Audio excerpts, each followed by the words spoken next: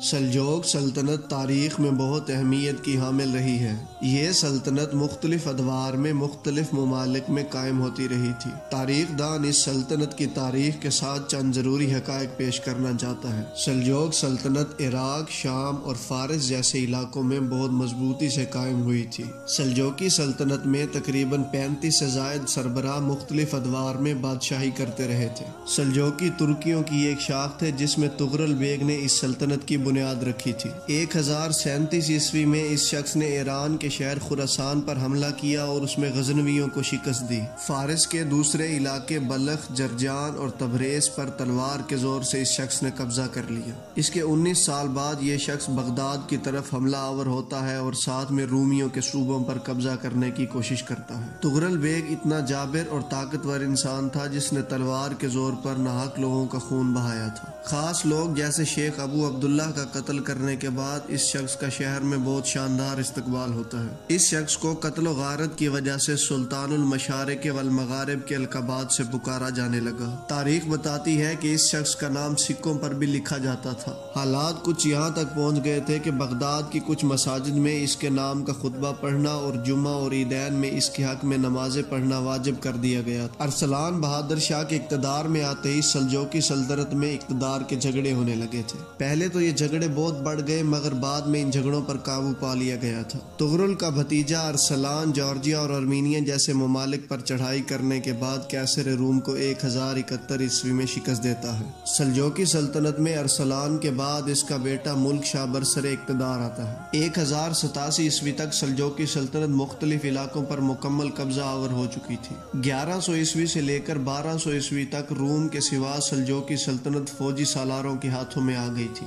فوجی سالاروں کے آتے ہی صلیبی جنگوں کے آغاز کا خطرہ اور زیادہ بڑھنے لگا تھا۔ اگر 1095 عیسوی کی بات کی جائے تو صلیبیوں نے روم کے شہر انطاکیہ پر ایسا حملہ کیا تھا کہ اس کو فتح کر لیا تھا۔ اس طرح یروشلم پر عیسائیوں نے 1099 عیسوی میں حکومت کا قیام کر لیا تھا۔ سلجوقی سلطنت کا زوال انہی صلیبی جنگوں کے آغاز سے شروع ہوتا ہے۔ یہ صلیبی جنگیں 200 سال تک مسلمانوں پر مسلط رہی تھیں۔ اس حملے میں عیسائی پہلی صلیبی جنگ میں بیت المقدس پر قبضہ کر گئے اور اس طرح اہل سلجوق کو شکست ہوئی تھی۔ دوسری طرف سلجوقی سلطنت فاطمیوں کے ہاتھوں عبرتناک شکست کھانے کے بعد فلسطین کو بھی اپنے ہاتھوں سے گنوا چکے تھے۔ ملک شاہ کے انتقال کے بعد سلجوق سلطنت تیزی سے اپنے خاتمے کی طرف چلنے لگی تھی۔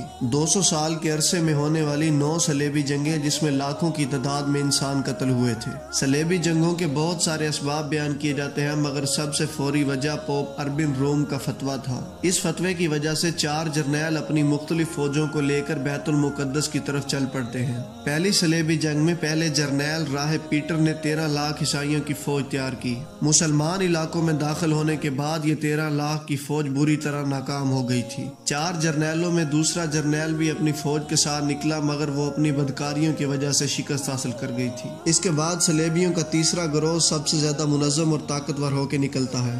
10 لاکھ فوجی جس میں فرانس، انگلینڈ، اٹلی، جرمنی اور یورپ کے لوگ اور بادشاہ شامل ہوئے تھے۔ یہ صلیبی فوج ارسلان کو شکست دیتے ہوئے انطاکیہ تک آ پہنچی اور اس میں 1 لاکھ سے زیادہ مسلمان بچے اور بوڑھے مارے گئے تھے۔ اس کے بعد انہوں نے بیت المقدس پر قبضہ کر لیا تھا۔ اہل علم دوستو، ان تمام صلیبی جنگوں کے احوال بیان کرنے کے لیے کافی وقت درکار ہے۔ اگر تاریخ کا مطالعہ کیا جائے تو معلوم ہوتا ہے کہ ان جنگوں میں 5 لاکھ سے زائد افراد قتل ہوئے تھے۔ 1200 عیسوی تک سلجوقی سلطنت کا مکمل صفایا ہو چکا تھا۔ 1095 عیسوی سے لے کر 1291 عیسوی تک کی صلیبی جنگوں میں عیسائیوں کو بھی زوال کا سامنا کرنا پڑا تھا۔